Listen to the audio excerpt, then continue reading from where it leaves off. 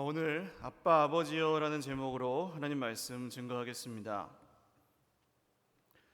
아빠 아버지라고 우리가 하나님을 부를 수가 있는데요. 아빠라는 말이 좀 가깝게 느껴지세요? 아니면 아버지라는 말이 더 가깝게 느껴지세요? 비교적 아빠가 조금 더 가까운 느낌이죠. 근데 많은 분들이 하나님을 아빠라고 부르는 것보다는 아버지라고 부르기를 더 선호하시는 것 같습니다. 저는 어른 성도님들이 하나님을 아빠라고 부르는 걸 별로 들어본 적이 없어요. 왜냐하면 이 어린아이들이 주로 쓰는 호칭이라고 생각하셔서 아빠라고 부르기를 좀 그러신 것 같은데, 결론부터 말씀드리면 성경이 말하는 아빠는 예수님 당시에 쓰던 아람어, 지금의 시리아 아람어라는 언어에서 그냥 일반적으로 아버지를 호칭할 때 쓰는 말입니다. 그러니까 어른이고 애고 다 아빠라고 하지 다른 말이 있지 않았어요. 그래서 꼭 어린이들만 쓰는 호칭은 아니었다는 겁니다. 성경의 아빠는. 우리는 아빠라고 부르든 아버지라고 부르든 뜻이 같으니까 사실 크게 문제될 것은 없습니다만, 이 호칭에 따른 방금 말씀드린 것처럼 거리감이나 혹은 친밀함, 그 정도의 차이가 좀 있다는 거죠. 이것 때문에 하나님을 향한 오해를 가지게 될 수는 있습니다. 이 오해가 하나님을 예배하는 것을 방해하거나 혹은 우리 신앙이 자라는 것을 막을 수도 있어서 때로는 문제가 되는데요. 먼저 그러면 하나님 아빠 아버지를 향한 오해에는 어떤 것들이 있는지 좀 이야기를 나누려고 해요. 첫 번째는 자상하고 마음씨 좋은 푸근한 할아버지, 아저씨 같은 아빠입니다. 하나님 사랑이시니까 이렇게 느끼는 것을 무조건 오해라고만 할 수는 없죠. 예배를 드려서 마음이 편해지는 느낌을 받으신다면 이런 아빠를 믿고 계시는 거고요. 또 인생에 좋지 않은 일이 생겨도 우리가 하나님을 향해 소망을 갖고 도와주세요 하는 건 이 믿음 때문이죠. 근데 이렇게만 생각할 때, 그러니까 이런 자상하고 마음씨 좋은 그런 할아버지 같은 하나님만 믿으면 어떤 문제가 생길 수 있을까요? 그분에게 실망하는 날이 올 수 있습니다. 시험 든다 그러죠. 분명히 좋으신 아버지가 함께 계신다는데 내 인생에 자꾸 문제가 생겨요. 고통이 찾아와요. 그리고 좋으신 아빠 아버지가 안 도와주는 것 같아요. 그 느낌, 이런 느낌에 사로잡히면 어떻게 되냐면 인생이 잘 굴러갈 때는 아빠라고 부르고 조금 형편이 안 좋아지면은 거리감이 생겨요. 아버지. 그리고 이제 더 안 좋아지면 아저씨라고 부를지도 몰라요. 또 다른 오해는 이 자상하고 마음씨 좋은 아빠라고 생각하니까 자꾸 그분을 끌어내리는 문제입니다. 나한테 맞추는 거예요. 세상을 만드시고 만물을 주관하시는 하나님 아버지는 사실 우리랑 차원이 다르시잖아요. 우리가 이렇게 만만하게 여길 수 있는 분이 아닌데, 너무 친밀하게 생각한 나머지 만만하게 여기게 되는 실수를 범할 수 있습니다. 그럼 어떤 문제가 생길까요? 하나님이 만만해지면 하나님의 뜻에 관심이 없습니다. 하나님을 두려워하지 않습니다. 심판 이런 거 생각하지 않아요. 하나님이 만만해지면 사람은 변하지 않습니다. 말씀하셔도 안 들어요. 그대로 하지 않아요.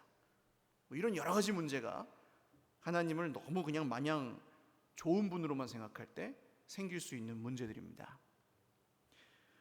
이렇게 될 경우에는 우리 믿음에도 한계가 있는데, 하나님을 그냥 내가 나를 도와주는 분, 혹은 내 마음을 편하게 해주는 분, 안 좋은 일이 생기지 않게 지켜주는 분, 그 정도에서 벗어나질 못하는 거예요.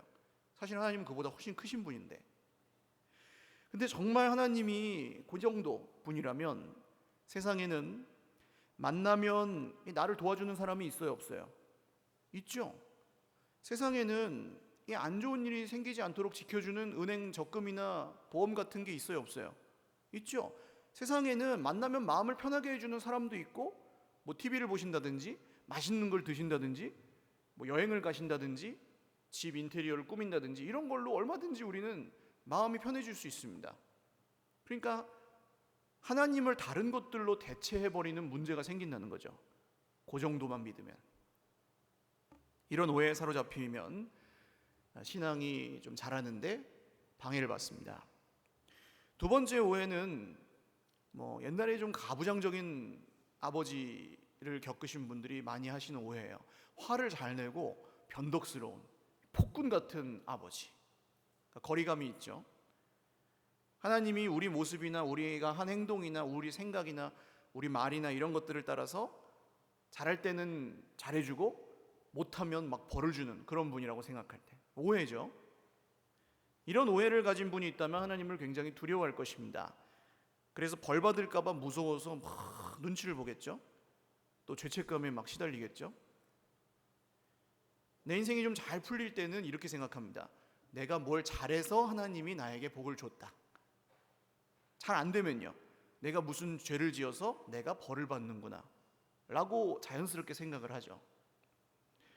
결국 이런 오해도 진짜 본질적인 문제는 하나님을 나에게 맞추는 데 있습니다. 그러니까 내가 행동하는 거에 따라서 하나님이 이랬다 저랬다 한다고 생각을 한다는 거죠. 하나님을 오해하면 가장 큰 문제가 하나님의 뜻에 관심이 없어지고 하나님이 어떤 분이신지 잘 모르고, 그러니까 기준이 뭐밖에 없어요. 내 느낌이나 내 형편 이런 것만 기준인 거예요. 그걸 따라 하나님을 판단하게 되는, 이게 거꾸로 올라가는 믿음이 됩니다. 근데 정말 하나님이 내가 잘하면 복 주고 내가 못하면 벌 주는 감시자 같은 아버지라면 우리가 하나님을 좋아할 수가 있냐고요. 하나님을 사랑할 수가 있냐고요. 하나님을 기뻐하고 예배할 수가 있냐고요. 예배의 자리에 나와도 난 죄인이요, 지옥 갈까 무서워요, 늘 이러고 있게 될 수밖에 없다는 거죠. 아무리 앞에서 하나님이 좋은 분이라고 말을 해도 나는 안 좋은걸요. 이제 이런 문제가 생길 수 있습니다. 하나님을 사랑할 수 없다는 것은 굉장히 큰 문제죠. 하나님을 기뻐하고 하나님께 기대하고 하나님 소망해야 되는데, 그래야 기도도 하고 예배도 하고 하는데, 이런 오해에 빠져 있는 사람은 하나님이 무서워서 사랑할 수가 없어요. 그리고 늘 이런 생각만 합니다. 내가 잘해야지, 내가 똑바로 정신 차리고 굳게 결심하고 잘해야지, 그래야 하나님이 나에게 복 주지. 하나님이 계시죠, 하나님이 하시죠. 그렇지만 내가 잘해야죠. 늘 이렇게 갑니다. 그러나 실상은 사실 못하면서 부담만 갖게 되는 경우가 대부분이죠. 이런 오해가 심해지다 보면 결국 구원의 확신도 흔들립니다. 마지막 날에 왠지 내가 구원 못 받을 것 같은 거예요. 내가 이렇게 살면서 무슨 구원을 받나. 기준이 하나님에게 있지 않고 나에게 있어진 겁니다.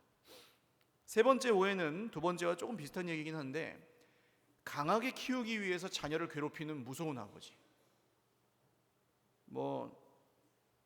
많이 쓰는 얘기 중에 설교 때 특히 많이 들으셨을 것 같아요. 사자나 독수리가 자기 새끼를 강하게 키우기 위해서 어떻게 한대요? 절벽에서 떨어뜨린다고. 그런 설교 들어보셨습니까? 근데 양심 선언을 하겠습니다. 사실이 아니랍니다. 그냥 만화에나 나오는 얘기지, 자기 새끼를 절벽에서 떨어뜨려서, 사자 새끼가 절벽에서 떨어지면 살겠어요? 죽겠어요? 죽죠. 독수리는요? 날아오를까요? 아닙니다. 그냥 떨어지면 죽습니다. 그런 사자는 없대요. 근데 하나님을 향해서도 우리가 이런 오해를 가지고 있으면 자기나 남들에게 문제가 생기고 고통이 찾아왔을 때 정말 아무렇지도 않게 이렇게 얘기하죠. 하나님이 지금의 고통을 통해 연단하셔서 크게 쓰시려고 너에게 고난 주시는 거다. 물론 그렇게 볼 수 있는 면이 없지 않습니다만, 생각해 보세요.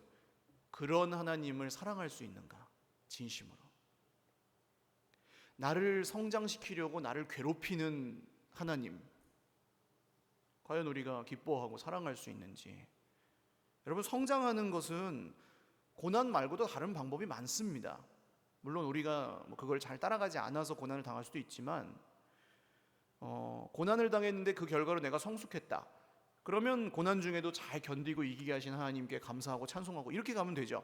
근데 하나님이 처음부터 막 의도를 갖고 나를 성장시키기 위해서 괴롭히시는 거다, 이렇게 오해하면 사실 하나님을 예배하고 사랑하고 기뻐할 수가 없습니다.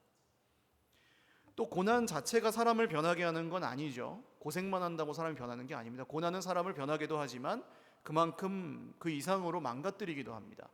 독수리 새끼도 떨어뜨리면 죽어요. 기독교적인 관점에서 고난이 사람을 변화시킨다고 굳이 말하고 싶으면 이렇게 표현해야 되겠죠. 고난 중에 만난 하나님을 새롭게 믿게 돼서 그 사람의 인생이 변하는 거죠. 할렐루야.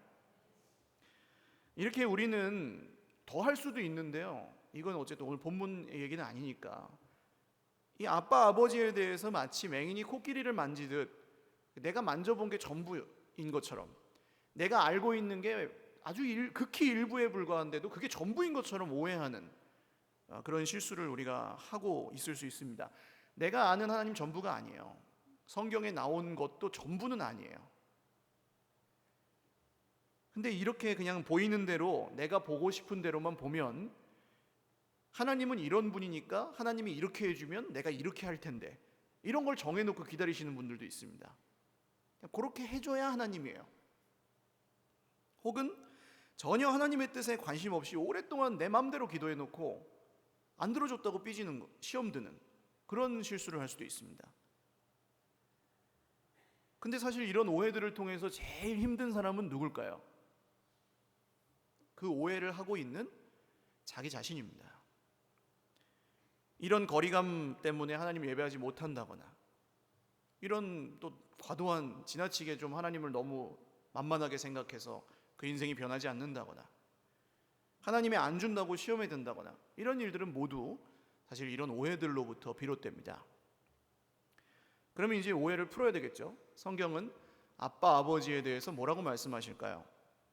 아빠 아버지라는 말은 성경에 그렇게 많이 나오지 않습니다. 생각보다 3번 정도 나오는데요, 오늘 우리가 읽은 본문이 그 중에 가장 중요한 본문입니다. 예수님이 하나님을 아빠 아버지라고 부르셨을 때 사건이거든요. 첫 번째로 아빠 아버지는 우리 인생이 가장 힘들 때, 힘들다는 말로는 표현할 수 없을 정도로 완전히 밑바닥에 있을 때 부르는 이름이 바로 아빠 아버지입니다. 원래 아빠 아버지는 예수님이 하나님께 기도하실 때 부르셨던 호칭인데, 오늘 말씀을 보시면 분위기가 심상치 않습니다. 겟세마네, 기름을 짠다는 뜻이거든요. 기름 짜는 동산이에요. 기름을 쥐어짜는 동산에서 예수님은 자기 영혼을 쥐어짜고 계십니다. 피땀 흘리며 기도하고 계십니다. 내 마음이 심히 고민하여 죽게 되었으니 하면서 기도하고 계십니다. 예수님이 왜 이렇게 고통하실까요? 너무 이유는 많아요. 지금 이제 이 기도를 마치면 예수님을 잡으러 배신자 가룟 유다가 옵니다. 군병들을 데리고 3년 동안 그 사랑을 쏟았는데 등에 칼을 꽂으러 옵니다. 십자가를 지셔야 됩니다. 분위기가 좋아요, 나빠요? 오늘 이 성경 본문의 분위기가 좋아요, 나빠요? 좋지는 않죠. 그래서 이런 본문은 보통 1년에 몇 번 설교 안 해요.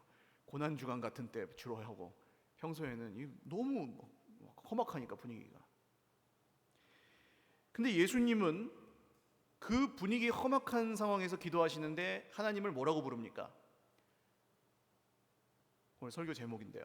뭐라고 부르시죠? 아빠 아버지라고 부르십니다. 그러니까 아빠 이런 느낌이 아니에요. 전혀. 정말 인생의 가장 벼랑 끝에 계시는 상황에서 아빠 아버지를 부르십니다. 가장 안 좋은 상태, 최고의 스트레스 상황에서 아빠 아버지라고 십자가에 죽으시기 직전에 부르세요. 아마 하나님을 아빠라고 쉽게 부르지 못하시는 분들은, 하나님과 거리감을 느끼고 계시는 분들은 이런 문제 가운데 계실 겁니다. 내 인생에 찾아온 문제가 너무 크고 무거워서 하나님이 너무 멀리 있는 것 같은 거예요. 아빠라고 부를 수가 없어요. 도대체 이 문제가 하나님으로부터 온 것이든 아니든 상관없어요. 하나님으로부터 온 것이면 그래서 야속하고, 하나님으로부터 온 게 아니어도 나를 도와주지 않는 게 야속하고, 어떤 분들은 자기 모습 때문에 찔려서 못 부를 수 있어요. 내가 이렇게 살면서 무슨 하나님을 아빠라고 부를 자격이 있는가, 그렇게 부끄러워서 감히 아빠라고 부를 수 없는 분들도, 그렇게 생각하시는 분들도 있을 겁니다. 근데 아빠 아버지라는 이 이름은 성경이 말합니다. 상태 좋을 때 부르는 이름이 아닙니다. 분위기 괜찮을 때 부르는 이름이 아니에요.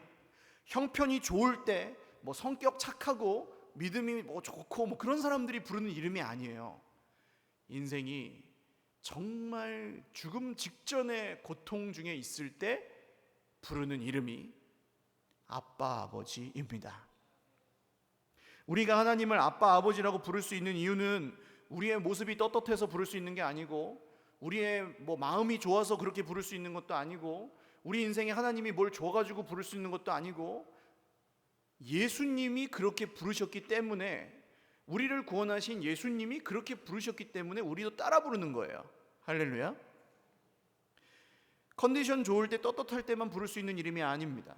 뭐 하나님 앞에 줄 세워놓고 한 10,000등까지는 아빠, 10,001등부터 20,000등까지는 아버지, 20,000등부터 30,000등까지는 아저씨, 그렇게 부르는 게 정해져 있는 그런 게 아니고, 주님은 우리가 정말 인생의 극심한 고통 중에 있을 때에도 아빠 아버지라고 부르기만 하면 거기 계시고 응답하시는, 할렐루야, 신실하신 하나님이십니다.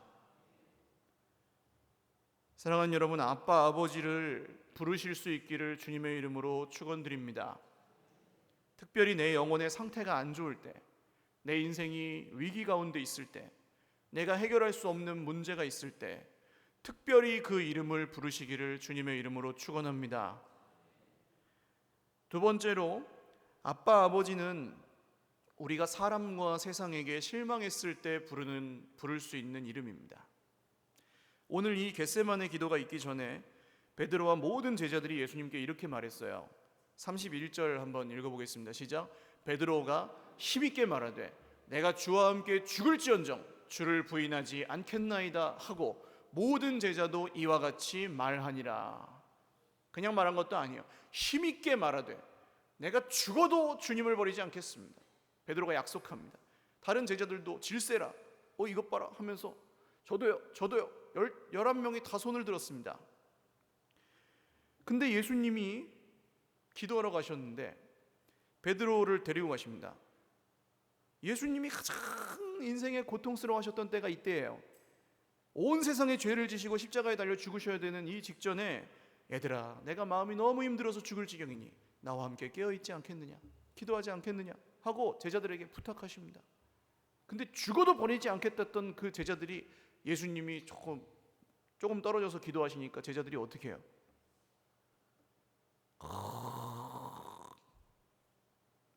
자는 거예요. 거기서 생각해 보세요. 내가 정말 사랑하는 사람이 내가 정말 힘들 때 막 죽을 것 같은데 코 골고 자고 있으면 어떻게 느끼시겠어요?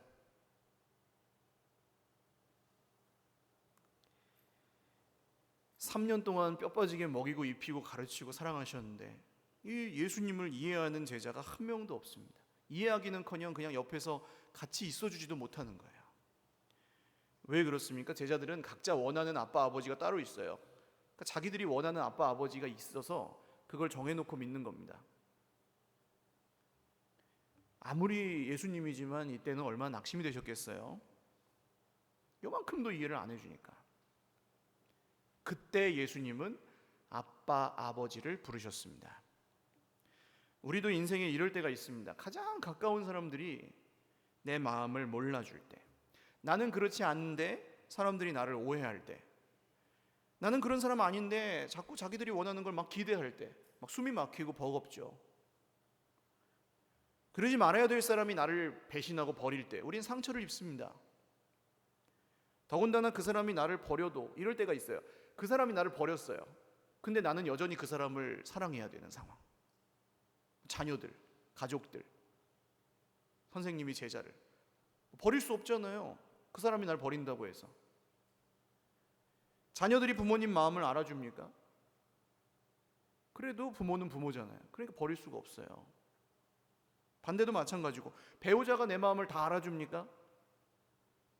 알아줘야 되지만 몰라준다고 버릴 수 없어요. 제자들이 선생님 마음을 알아줍니까? 몰라주죠. 그래도 버릴 수 없어요. 선생님이니까. 그래도 어떻게 해요? 계속 사랑해야 되는데 이제 사랑할 힘이 없고 도저히 버틸 힘이 없을 때 그럴 때가 있다는 거죠. 그때 우리가 부를 수 있는 이름, 세상에게 실망하고 사람에게 실망한 우리가 부를 수 있는 그 이름이 아빠, 아버지입니다. 세상은 우리를 실망시키고 사람은 우리를 실망시킬지라도 절대 우리를 실망시키지 않고 절대 우리를 버리시지도 않는 이름이 아빠, 아버지의 이름이십니다. 육신의 부모가 혹시 나를 버렸어도 아빠, 아버지는 버리지 않습니다. 육신의 자녀가 혹시 나를 몰라줘도 아빠, 아버지는 아십니다. 정말 가까운 형제가 나를 배신하고 속일지라도 아빠, 아버지는 절대로 우리를 속이시지 않습니다. 그래서 우리가 세상과 사람들에게 실망해 있을 때 아빠, 아버지의 이름을 부르는 것 자체만으로도 복이 있습니다. 세 번째로, 아빠, 아버지는 내 인생이 내 뜻대로 되지 않을 때 부르는 이름입니다. 이것도 형편 좋을 때가 아니죠. 우리는 이럴 때 안 불러요. 하나님이 나에게 이렇게 힘들게 하셨잖아요 하면서 오히려 멀리 갑니다. 근데 사실은 그때 불러야 돼요. 예수님은 하나님의 아들이십니다. 아버지께서 원하시는 걸 아세요. 그래서 100% 순종하셨어요, 지금까지는. 근데 오늘 여기 지금만큼은 하나님의 뜻이 예수님에게 고통이에요. 왜 그렇습니까? 아버지는 오래전부터 아들의 죽음을 통해 세상을 구원하시기를 계획하셨습니다. 알고 있었죠, 예수님이. 근데 그게 오늘이에요. 내가 죽는 걸 알아요. 예수님은 다른 건 다 견디십니다. 신적인 능력으로 견디시는 게 아니고 그냥 정말 당신의 사랑으로 견디시는 거죠. 근데 예수님이 견디실 수 없는 게 하나 있습니다. 그게 뭐냐? 하나님 아버지에게서 끊어지는 고통입니다.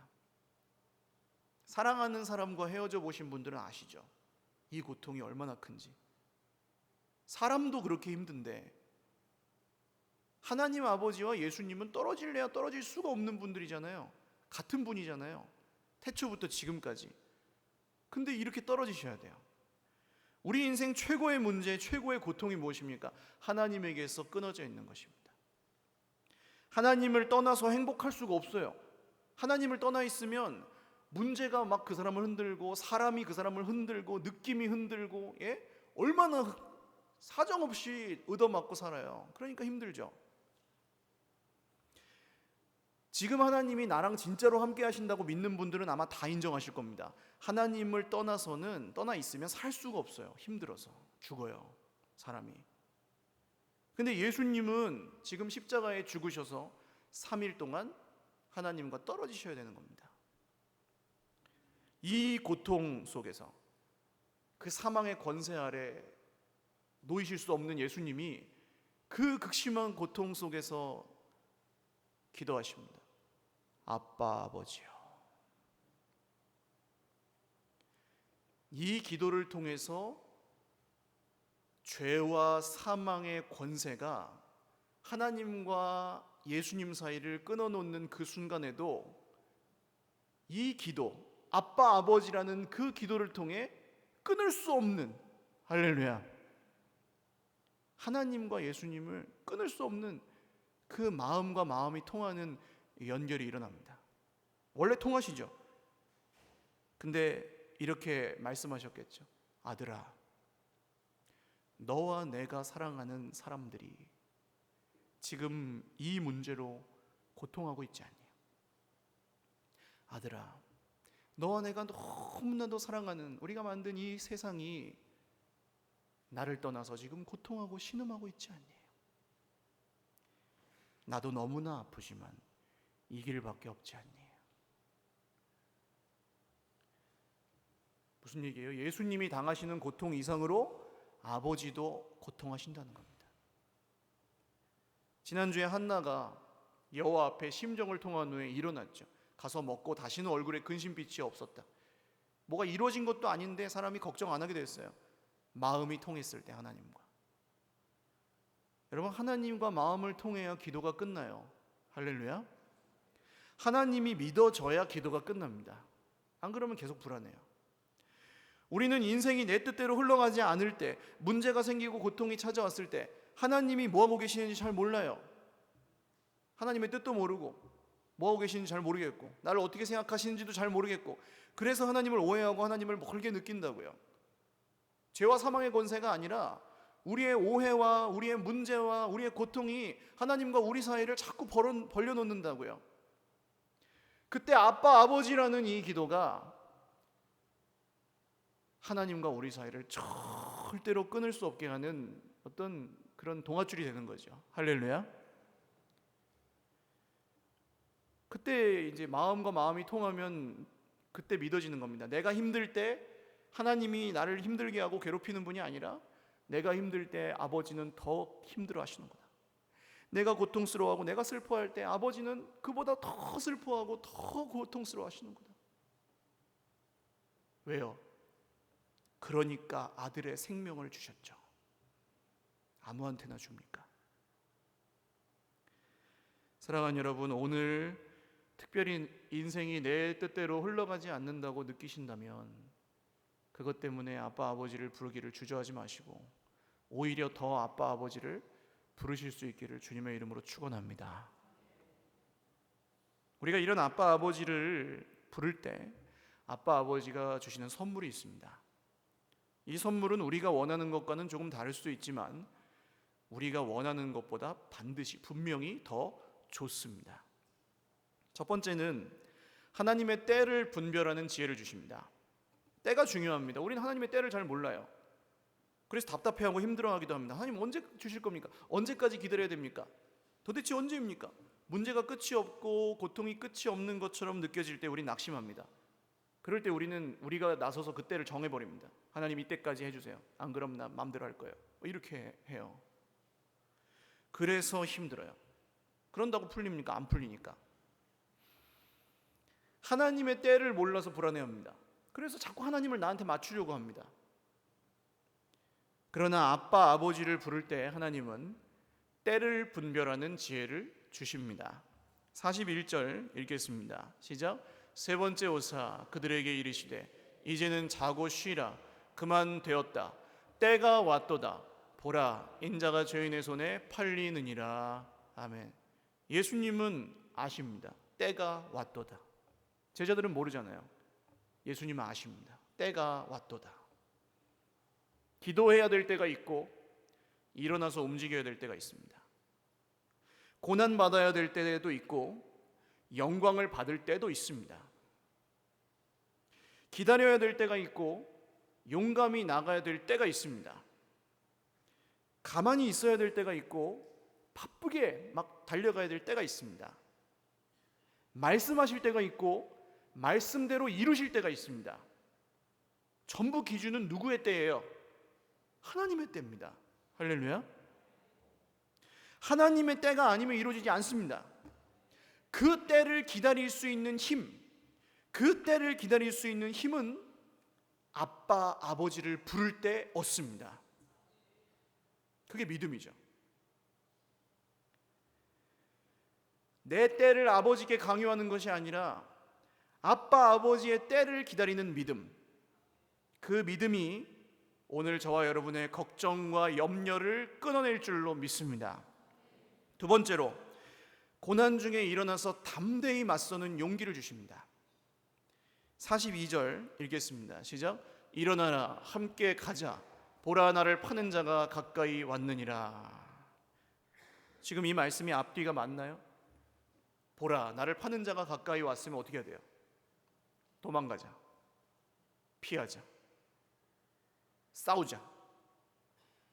뭐 얼마든지 있죠. 근데 이건 아니죠. 일어나라 함께 가서 잡히자.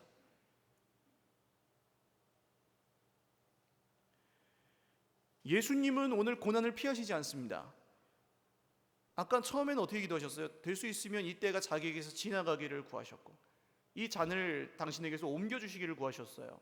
사실 이거 예수님이 좋아서 가시는 길은 인간적으로는 좋아서 가시는 길은 아니에요. 그럴 수가 없어요. 죽음을 두려워하지 않는 인간이 없잖아요. 근데 예수님은 그 죽음을, 그 문제를 피하시지 않습니다. 배신자와 맞대면하기를 거북해하지 않으십니다. 자기를 잡아가는 사람이 귀가 떨어졌는데 그 귀를 붙여주고 계십니다. 거기서 지금 예수님의 속에는 고난도 막을 수 없는, 죽음도 막을 수 없는 믿음이 있습니다.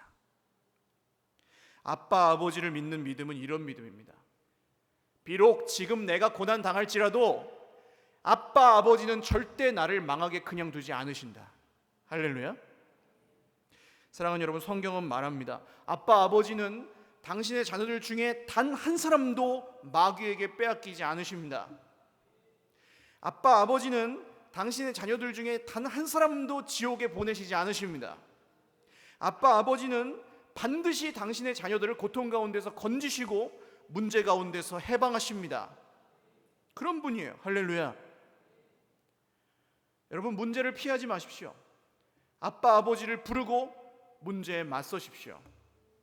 아빠 아버지의 이름을 부르고 고난의 길이 있을 때 편한 길, 좋은 길, 넓은 길, 사람들이 칭찬하는 길 가지 마시고 아빠 아버지가 원하는 길 가보십시오.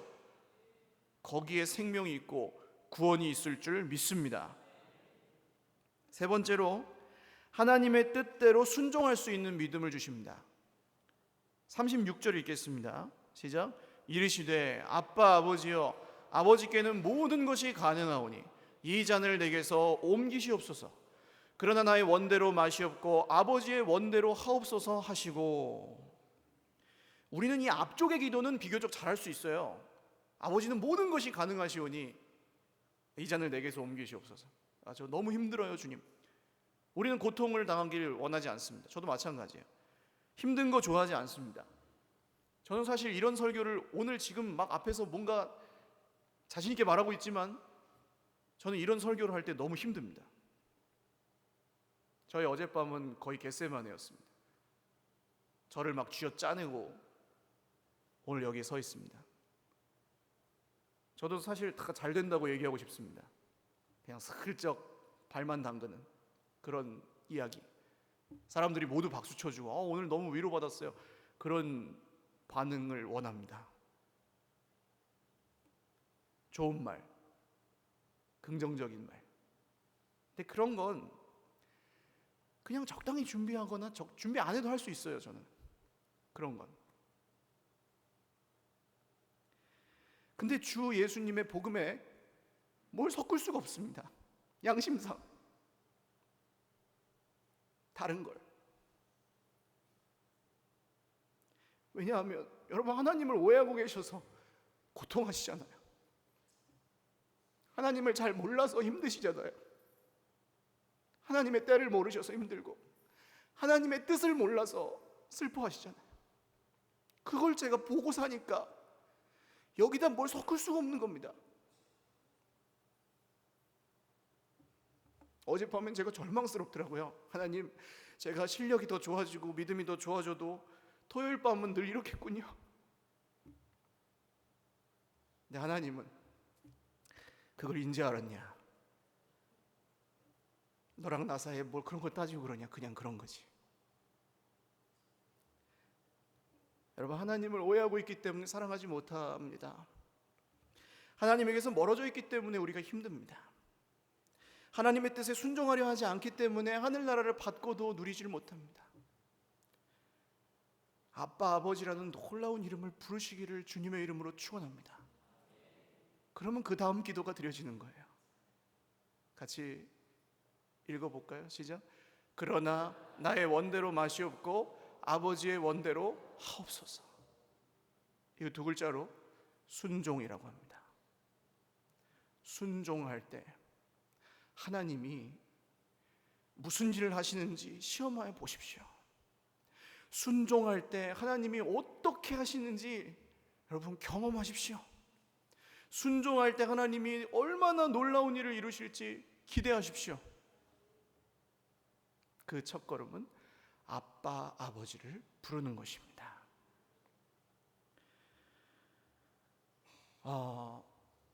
작년에 사랑하는 아버님을 떠나보낸 제 아주 친한 지인이 계세요. 이분이 아버지를 떠나보내시고 나서 그 카카오톡 프로필에다가 한 줄 적는 글귀를 이렇게 적으셨어요. 생각만큼 힘들지 않고 생각보다 힘들다. 그러니까 생각만큼 힘들지 않은 건 아버지 계실 때 편찮으셨고 너무 많이 고통하셨고 하니까 그게 이제 힘들었던 거죠. 내가 아버지에게 어떻게 하는 거, 아버지가 나한테 어떻게 하시는 거, 이런 게 그 글귀에 묻어 있는 거고요. 근데 이제 떠나시고 나니까 생각보다 힘들다. 이건 뭐예요? 뭘 해드리고 뭘 하시고 이런 게 중요한 게 아니었던 거죠. 그냥 계시는 것 자체만으로 의미가 있었던 거잖아요. 아빠, 아버지도 그렇습니다. 하늘 아버지, 우리가 아빠, 아버지라고 부를 수 있는 그분이 계시다는 그 사실만으로도 그것이 우리의 구원이고 우리의 생명이고 우리의 능력입니다. 주시고 안 주시고 그분이 나를 어떻게 생각하시고 아니고 우리가 어떻게 했고 안 했고 그건 다 전부 그 다음이고요. 그분이 그냥 계신 거, 그게 전부예요. 거기에 그걸 믿는 사람에게 능력이 있습니다. 그걸 믿을 때 하나님 오해하지 않습니다. 그걸 믿는 사람이 말씀의 약속을 받습니다. 사랑하는 여러분, 아빠 아버지를 부르십시오. 아빠 아버지를 믿으십시오. 찬양 한 곡 드리고 기도하겠습니다. 아빠 아버지라는 가사가 있는 찬양은 되게 많은데 다 뭘 붙였어요. 내 마음을 고치시고 내 마음 다 틀린 말 아닙니다. 근데 그런 게 없는 찬양이 있습니다. 그냥 아바 아버지만 오늘 좀 고백했으면 좋겠어요. 아바 아바 아바 아버지, 이게 가사 전부입니다. 찬양하겠습니다.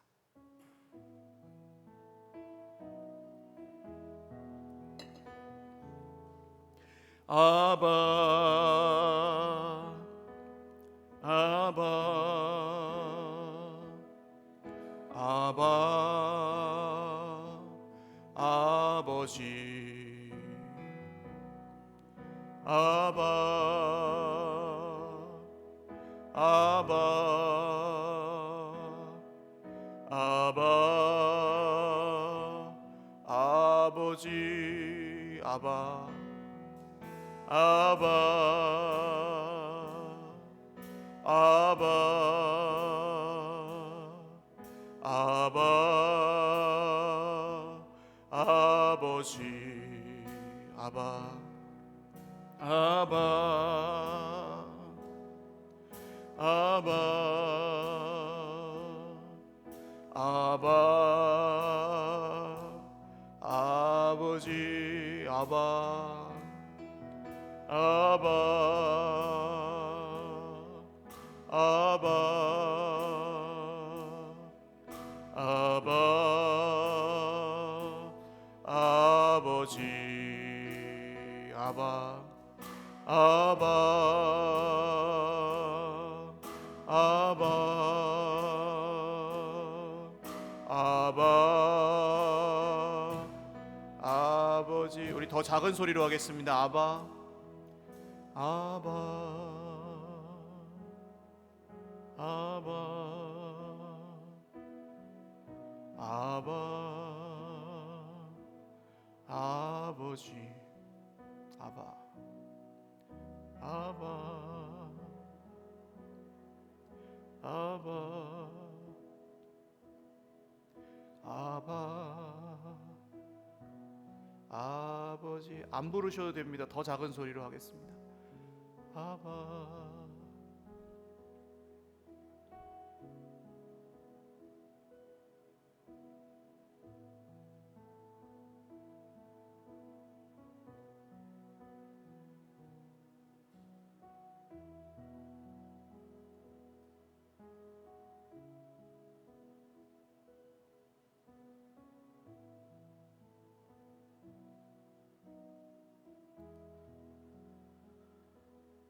우리의 기도는 너무 우리의 말로 채워져 있습니다. 찬양도 마찬가지고 우리의 생각으로 채워져 있고 하나님을 너무나 많이 오해하고 있습니다. 왜 힘든지, 왜 죽어가는지 우리가 그 이유를 알지 못하고 하나님의 때를 몰라서 불안하고 답답해합니다. 오늘 주님, 다른 어떤 말 붙이지 않아도 아빠 아버지가 내 기도를 들으시는 건 믿고, 아빠 아버지가 나를 사랑하시는 건 믿고, 아빠 아버지가 나를 구원하시는 건 믿사오니 오늘 아빠 아버지의 이름 부르며 아빠 아버지의 이름을 믿게 하여 주옵소서. 소리를 내서 기도하셔도 되고 잠잠히 기도하셔도 됩니다. 기도하겠습니다.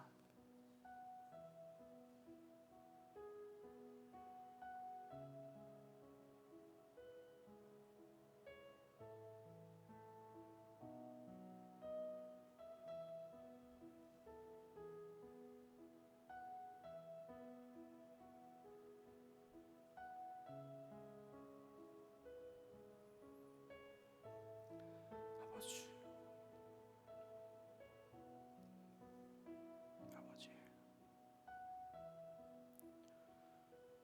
아버지, 아버지, 아버지.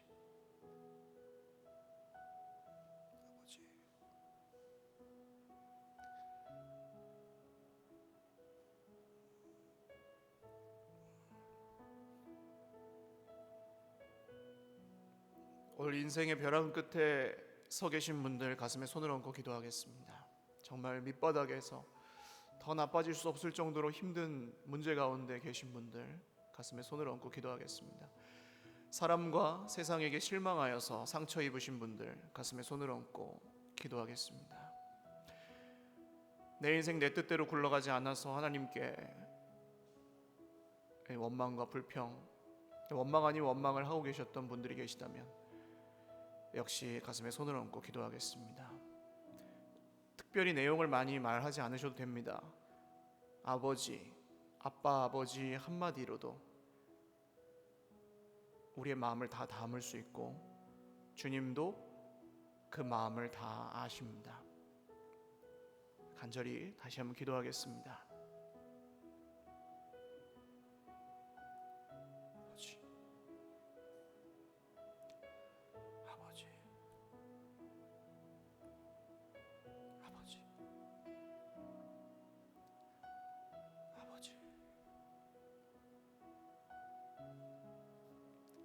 아버지,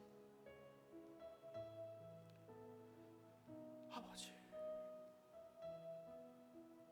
아버지, 아버지,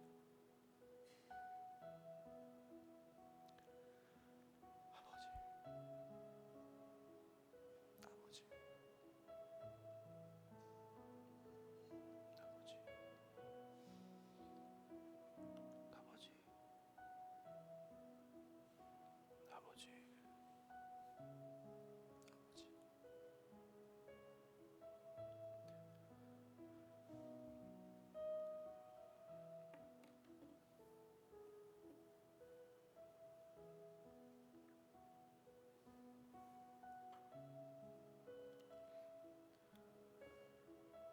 오늘 제가 기도를 맺지 않고 방금 드렸던 찬양으로 아바 아버지를 다시 한번 부르고 마치겠습니다.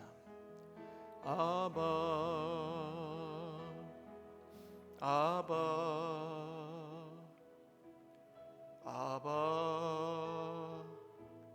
아버지, 아바, 아바, 아바, 아버지, 아바, 아바, 아바, 아바,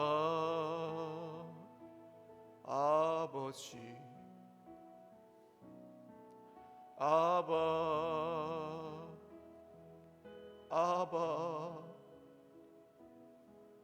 아바, 아버지.